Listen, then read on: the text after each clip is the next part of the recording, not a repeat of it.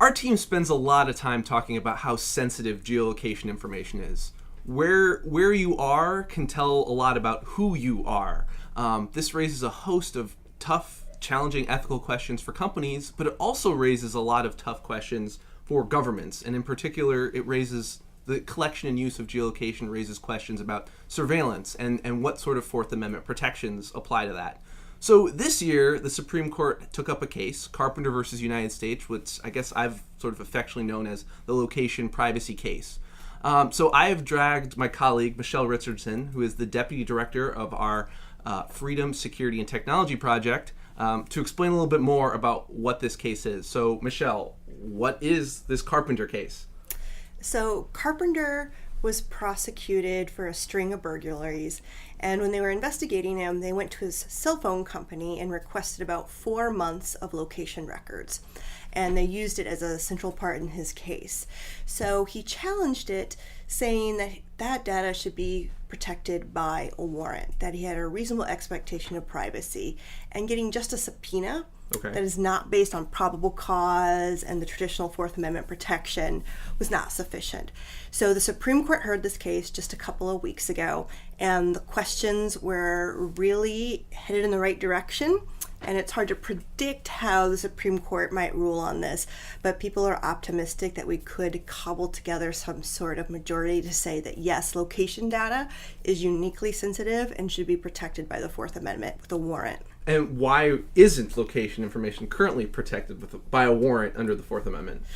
For decades, U.S. law has divided the warrant protection and subpoena protection. Let me start that over, actually.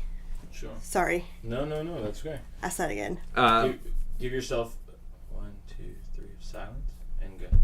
So why isn't location information protected by a warrant under the Fourth Amendment? Decades ago, the Supreme Court heard a case about phone records and bank records and decided that records, unlike the actual content of communications, shouldn't be protected by a warrant, that you don't have a reasonable expectation in privacy in any information you share with a company or another person.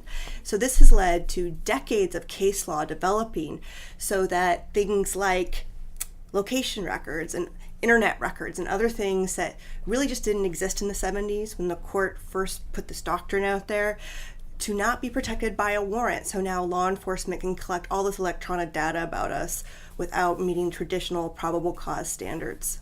So where do you see this going in the future? What's 2018 look for information, IoT information, and law enforcement?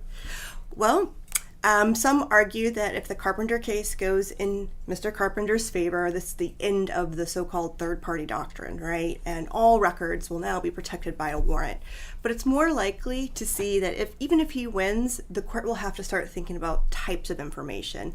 We're glad he started with location. This is something that people find particularly sensitive, and they can really relate and understand that where you go reflects so much about you, your religion, your politics, your romantic life, your health. But hopefully 2018 will also see other sensitive types of data be up for debate again.